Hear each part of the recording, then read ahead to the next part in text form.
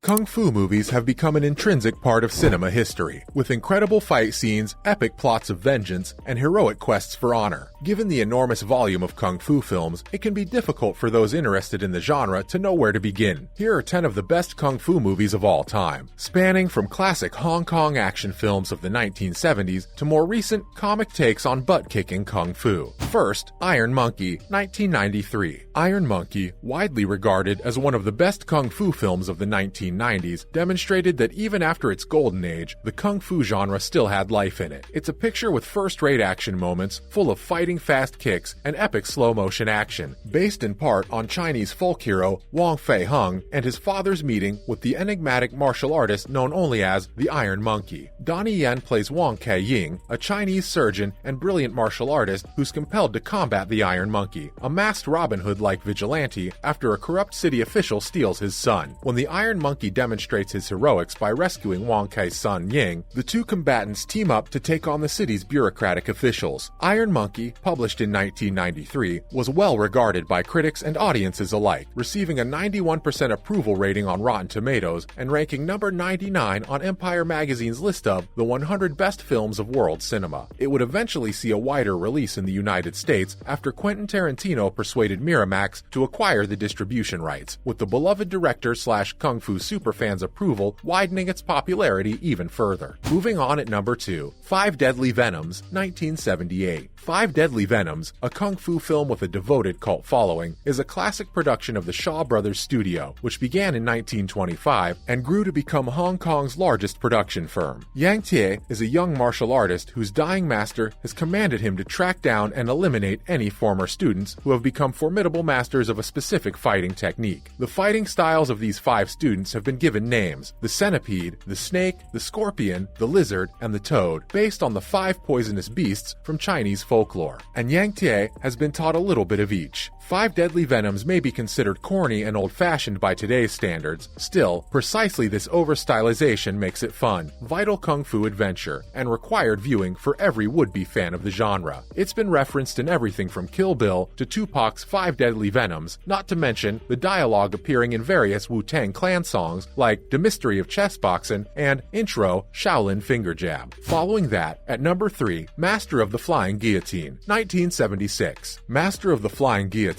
a kung fu film within the wuxia genre, a martial arts film blending elements of fantasy and magical realism, is less well known than most other kung fu films released around the same time. Still, it remains an influential and enjoyable film. Master of the Flying Guillotine, a sequel to the director, co-writer, and star Jimmy Wang Yu's Earlier, finds Wang's one-armed boxer and master martial artist defending himself from a vengeful blind assassin, brandishing a deadly buzzsaw hat that decapitates anyone wearing it. Quentin Tarantino named it one of his favorite flicks of all time. His Kill Bill adversary, Gogo Yubari, even utilizes a weapon similar to the namesake flying guillotine. And it's easy to understand why. It's straight out of the 1970s, with cartoonish brutality and flashy, deliciously ludicrous fighting moves. In one of the movie's most famous scenes, Jimmy Wang's boxer punches the assassin through the roof and into his coffin. Since its premiere, Master of the Flying Guillotine has been lauded as one of the best kung fu films by media such as the New York Times, and has even been dubbed the holy grail of Hong Kong martial arts movies of the 1970s by Kevin Thomas of the Los Angeles Times. Next up, at number 4, Once Upon a Time in China, 1991. The kung fu genre experienced a rebirth in popularity in the 1990s, largely thanks to films starring Donnie Yen and Jet Li, two of the most charming and skilled martial artists turned actors to follow in the footsteps of Bruce Lee and Jackie Chan. The actor will play legendary folk hero Wong Fei Hung in the film that catapulted Lee to fame, who can be glimpsed as a young boy in Iron Monkey and has been played by dozens of actors in over 100 Hong Kong films. Lee's Wong Fei Hung, a physician as gifted in medicine as he is in kung fu, trains a local militia to resist a criminal martial arts syndicate and advance Western conquerors. Once Upon a Time in China has an 88% approval rating on Rotten Tomatoes and was nominated for Best Film at the 11th Hong Kong Film Awards. It won Best Director and Best Action Choreography. It's a drama about keeping one's cultural origins in the face of growing westernization, a surprisingly political film buried under the appearance of a kung fu blockbuster. Moving on at number 5, The 36th Chamber of Shaolin, 1978. It's widely regarded as one of the most influential films in the Chinese martial arts film genre and is credited with laying the groundwork for the popular Training for Revenge storyline of the kung fu genre. The plot revolves around Liu, a little child who witnesses a violent attack by the Manchu government. To exact retribution, he runs to the Shaolin Temple and undergoes intense kung fu training. Despite its cheap budget, the 36th Chamber of Shaolin, a Shaw Brothers kung fu film, was critically lauded and is considered a genre masterpiece. Following that, at number 6, Drunken Master, 1978. Drunken Master features Jackie Chan, one of the biggest action stars of the 1990s, at his best as one of the first attempts at combining aspects of physical humor with kung fu acrobatics. This film popularized the drunken fist kung fu style, which seeks to emulate an intoxicated person's wild and unpredictable actions. The film features another appearance by the great Wong Fai-hung, played by Jackie Chan. Drunken Master, featuring Xiu Tin-wen, Zhang Li Huang, Dean Shek, Wen Wu-ping, and Cao Lam, centers on a young Fai-hung who is frequently thrown into bizarre situations. The martial artist does all of his stunts in the film, no special effects required, and he nearly lost an eye while filming the final fight sequence. Next up, at number 7, Enter the Dragon, 1973. It isn't easy to find an excellent kung fu film with elements of spy thrillers in its plot. Enter the Dragon, featuring Bruce Lee, John Saxon, Jim Kelly, Robert Wall, Qian Shi, Bolo Yeung, and Angela Mao, features some of the best of both worlds for fans of both martial arts and James Bond. The plot revolves around a covert operative infiltrating a top-secret martial arts tournament arranged by a dangerous opium lord. Enter the Dragon, regarded as one of Bruce Lee's most memorable films, introduced a wider audience, particularly American audiences, to the fascinating world of kung fu. It also includes an uncredited performance by Jackie Chan, one of his first stunt performers. Moving on at number 8, Kung Fu Hustle, 2004. Don't be fooled by Kung Fu Hustle's goofy humor, featuring Stephen Chow, Hua Yuan, Kuai Yuan, Xu Long Lung, and Zhao Gang Feng. Beneath its cartoonish surface lurks an incredible kung fu picture with some of the martial arts industry's most talented choreographers. Kung Fu Hustle, directed and starring Stephen Chow, is one of the finest examples of kung fu humor done well. Yes, it's even better than Kung Pao Enter the Fist in certain ways. The completely illogical plot takes place in 1940s Shanghai and involves a violent criminal gang, a feisty housing complex, and a figure who may be the reincarnation of Buddha. It's not just one of the best martial arts films of all time, but also an amusing movie because of its slapstick comedy. Following that, at number 9, Fist of Legend, 1994. If you've never seen an actual kung fu film, 1994's Fist of Legend could be a good place to start. The film, starring Jet Li, Soo Ho Chin, Billy Chow, Yasuaki Kurata, and Shinobu Nakayama, follows the standard search for vengeance premise that so many martial arts films seem to be obsessed with. A young martial artist returns to his country only to discover that his instructor has been murdered. What follows is an explosive warpath against the Japanese who murdered Chen Zhen's boss and are now in control of his beloved Shanghai. The action portions in Fist of Legend greatly impressed the Wachowskis. They've gone on record citing this picture as one of the key influences on the fighting scenes in the first Matrix film. Finally, Ong Bak, Muay Thai Warrior, 2003. Ong Bak, Muay Thai Warrior is a thrilling action film that showcases the violent aggression of Muay Thai. It's a relentless tour de force of martial arts movie. This film, starring Tony Jaa as Ting, is the character's introduction in what would become an epic trilogy. The film's narrative begins innocently enough. The head of a religious statue in a town is stolen, prompting Ting to embark on a mission to recover the treasured artifact. Recovering the idol's head, on the other hand, will be difficult, and the Muay Thai fighter will have to battle some of the city's most dangerous criminals if he's to succeed. Well, that marks the end of our video for today. We hope you enjoyed it. On your way out, make sure to hit that subscribe button. Thanks for watching.